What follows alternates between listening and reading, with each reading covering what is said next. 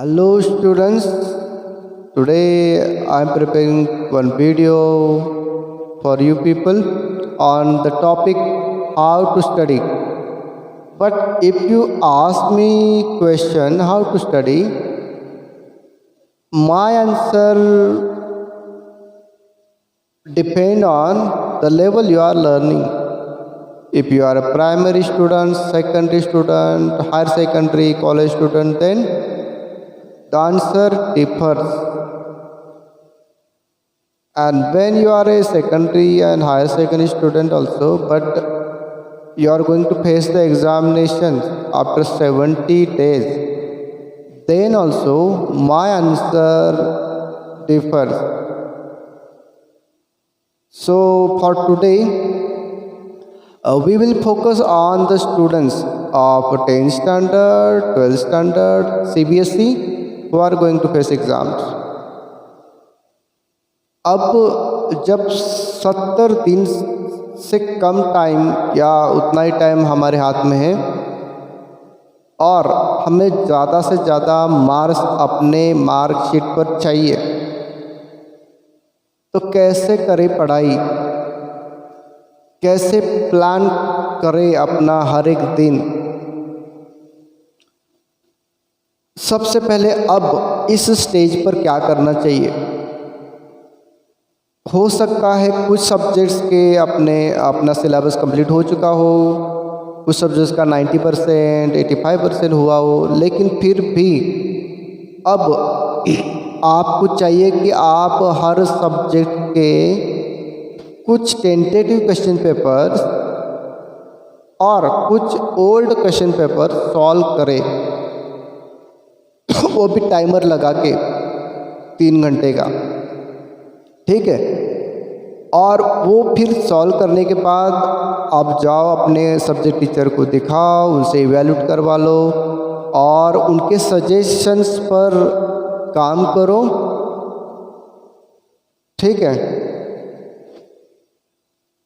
इससे कुछ बातें होंगी, एक तो आपके मिस्टेक्स वो लोग करेक्ट कर देंगे और आप में कॉन्फिडेंस आएगा कि हाँ आपका पेपर कवर होता है। दूसरी बात, आपके हैंड राइटिंग भी इम्प्रूव होती है और आप में कॉन्फिडेंस आता है कि हाँ I can do it. That was one. Second, हो सकता है किसी स्टूडेंट को कुछ पर्टिकुलर सब्जेक्ट्स या एक आध सब्जेक्ट बहुत डिफ़िकल्ट हो जाता हो, समझ में ना आता हो। ये तो 9th स्टैंडर्ड तक ठीक था, अब जबकि लाइफ लॉन्ग वो मार्कशीट 10th स्टैंडर्ड का आपके साथ रहेगा, आपको चाहिए कि उस सब्जेक्ट में रुचि पैदा करो। रुचि न हो तो, या फिर आपको किसी भी तरह से उसमें मार्क्स तो लाने हैं, तो वो सब्जेक्ट लेके बैठ जाओ, उसको थोड़ा सा एक्स्ट्रा टाइम दो, समझो, टीचर से मिलो, डाउट्स क्लियर करो, गूगल करो, यूट्यूब वीडियोस देखो और उस सब्जेक्ट में ज़्यादा से ज़्यादा परेशानी न हो, कम हो और मार्क्स आए, इसके लिए क्वेश्चन पेपर भी सॉल्व करो और अपने सारे कॉन्सेप्ट क्लियर करवा लो, टीचर से मिलो। That was second. Third, presentation आपका जो आंसर शीट पर होगा वही तो आपके लिए ज़्यादा मार्क्स फेच करेगा। अगर ठीक से प्रेजेंट न कर पाए, हर क्वेश्चन और उसकी शब्द सीमा, talking about SST and English also I think in some extent, लेकिन talking about SST here and Hindi, Marathi आपको होगा न होगा, तो उसकी भी एक शब्द सीमा तय होती है, हर क्वेश्चन की एग्ज़ाम पेपर में लिखा हुआ होता है। आपको you have to follow such instruction strictly, क्योंकि अगर बहुत ज़्यादा लिख दिए तो ज़्यादा मार्क्स नहीं आने वाले, लेकिन पेपर कवर करने में मुश्किल होगी। तो चूँकि आप अभी क्वेश्चन पेपर सॉल्व कर रहे हो, तो आपको ये समझ में आ जाएगा कि किस चीज़ पर आप लोग ज़्यादा फोकस करना चाहिए अभी आप लोगों को। ठीक है, ये बात भी हो गई। और आपको आपके सेहत पर भी ध्यान देना पड़ेगा। आदत जो थी इससे पहले कोई 6 घंटे सोता होगा या होगी कोई 7 घंटे, तो आदतें भी चेंज मत करो सडनली, उसको शरीर को एक्सेप्ट करने में टाइम लगता है। और कम सोना भी कोई अब उचित नहीं है कि आप 4 घंटे सो, 5 घंटे और ज़्यादा टाइम स्टडी करो, ऐसा होता नहीं। This is mental work. ठीक है, तो नींद पूरी लो। आप मेडिटेशन करो तो उससे एक अलग ताकत आती है, ग्रास्पिंग पावर अपनी बढ़ती है, तो वो आप कर सकते हो।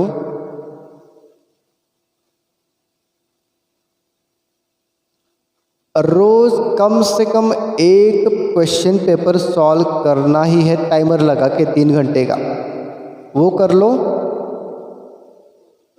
और एक समय सारणी भी बना लो, कितने बजे उठते हो, कितने बजे सोते हो, उसके बीच में जो कुछ भी आप लोग करते हो वो अच्छे से पेपर पर लिख लो। इससे क्या होगा, आपको पता चल जाएगा, आपके समझ में आ जाएगा कि कितना टाइम आप कहाँ पे वेस्ट कर रहे हो, and you can utilise that time for your study purpose. जब बात आती है हैंड राइटिंग की, हो सकता है किसी की हैंड राइटिंग बहुत अच्छी ना हो, उससे ज़्यादा तो फर्क कुछ पड़ता नहीं है, लेकिन इट शुड बी लीजिबल, कम से कम पहचानने योग्य हो। एग्जामिनर को ज़्यादा आंखें बड़ी करके आपके हैंड राइटिंग देखनी ना पड़े, उसको तकलीफ़ हुई तो आपको मार्क्स के लिए तकलीफ़ होगी। तो ज़्यादा से ज़्यादा उसका काम आसान करें। दूर दूर लिखे, हैंड राइटिंग अच्छी ना हो तो थोड़ा डिस्टेंस ठीक ठाक रखें कि पहचानने में आसानी हो। ठीक है, और जो आपके मेन पॉइंट्स है उसको अंडरलाइन करना सीखिए, ताकि उसको पूरा पढ़ना। उसके पास थाउजेंड्स कॉपीज़ आती है, तो क्या वो हर कॉपी पूरी पढ़ती होगी? नहीं, उनको टाइम ही नहीं होता। वो जज करते आपको पहले 2 पेज पर, और रीड करेंगे तो पहले 2 पेजेस, तो वहाँ पे उनको पता चल जाता है आप पढ़ के एग्ज़ाम दिए हो या ऐसे ही दे रहे हो। ठीक है, और आपकी हैंड राइटिंग भी वो समझने योग्य हो, पढ़ने योग्य हो, तो वो करो। Underline is must. अब जैसे कि बोला 1000 कॉपीज़ आती है, तो एक एग्ज़ाम्पल देता हूँ।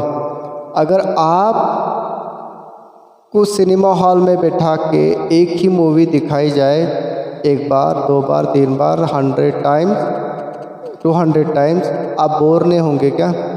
एक ही मूवी कितनी बार देखोगे? अगर वह एग्ज़ामिनर की साइड पर जाके भी हम लोग देखते हैं, तो उसकी जगह पे जाके देखो, thousands of copies he is checking और शी इज़ चेकिंग, और मार्क्स दे रहा है, और हर कॉपी में एक जैसा ही रटा हुआ आंसर है, मतलब एक मूवी ही बार बार देखने जैसा, तो वो क्यों मार्क्स देगा आपको? तो आपके आंसर्स दूसरों से अलग हो, प्रेजेंटेशन अलग हो। अब दूसरों से अलग आंसर्स कैसे होते हैं? अच्छे आंसर्स क्या होते हैं? अच्छा आंसर, इसके बारे में अलग ही वीडियो बन सकता है। नेक्स्ट वीडियो इसके ऊपर बनाता हूँ, आपको विद प्रूफ अच्छे से ये दिखाता हूँ मॉडल आंसर्स। ठीक है, अभी के लिए बहुत ज़रूरी कि आप ये सब बातें जो मैंने अभी बोली फॉलो करो, और आपका कॉन्फिडेंस हर क्वेश्चन पेपर सॉल्व करने के बाद धीरे धीरे धीरे बढ़ता जाएगा। 70 डेज़ है, सिर्फ अराउंड 75 और 70 डेज़, तो ज़्यादा टाइम नहीं है और ज़्यादा कम भी नहीं है। ऐसा ना हो कि कोई किसी की पढ़ाई आप भी बहुत पीछे हो पढ़ाई में, और मैं बोलूँ कि बहुत कम टाइम बचा है तो वो डिप्रेशन में चला जाए सोच के। अभी भी बहुत टाइम बचा है, जो टाइम आप यूज़ करो पढ़ाई के लिए, टाइम वेस्ट मत करो अब कि स्पोर्ट्स के लिए कुछ एक्स्ट्रा मैं ये करूँ वो करूँ, एक्टिविटीज़ करूँ, नहीं। अभी you have only 70 days, you have to focus on study hereafter. After examination you are free to fly in the sky, लेकिन अब थोड़ा कंट्रोल करो, आपके हॉबीज़ पर भी थोड़ा कम ध्यान दो, ठीक है? Okay, be happy. और नेक्स्ट वीडियो बनाता हूँ आपके लिए बहुत ही जल्दी, बी हैप्पी। और एक मेडिटेशन का लिंक देता हूँ नीचे, you can follow. Okay, thank you.